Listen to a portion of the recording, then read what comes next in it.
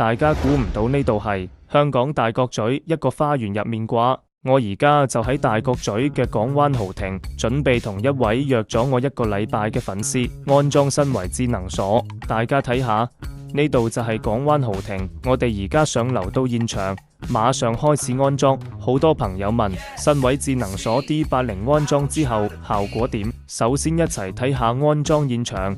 業主呢度係實木門，上面有把舊鎖，係傳統上下獨立嘅2個結構。再睇下呢款 D80，打開之後可以見到佢嘅電池有1萬毫安，呢個容量喺市場上好少見，淨係我哋公司先會配呢種獨立嘅超大容量超續航電池。再睇下後屏，呢種大尺寸超高清屏幕，其他品牌都冇㗎。仲有呢個做工精雕鋁材質，拎喺手感好正，好紮實，手指觸摸嘅感覺亦都好舒服。我哋而家就準備開始安裝，趁安裝前回應下朋友們問得最多嘅問題。第一，點解要買你哋新維智能鎖？我自己上網買可能平啲喎。其實買智能鎖唔可以淨係睇價錢，講到底，智能鎖最後要靠嘅係售後服務。大家同唔同意？自己買鎖要考慮尺寸啱唔啱，可唔可以安裝？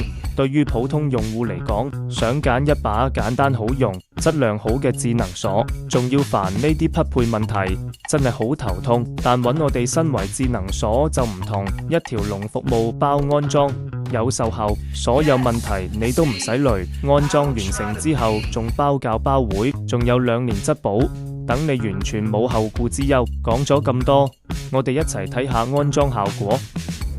Baby, what we finna do?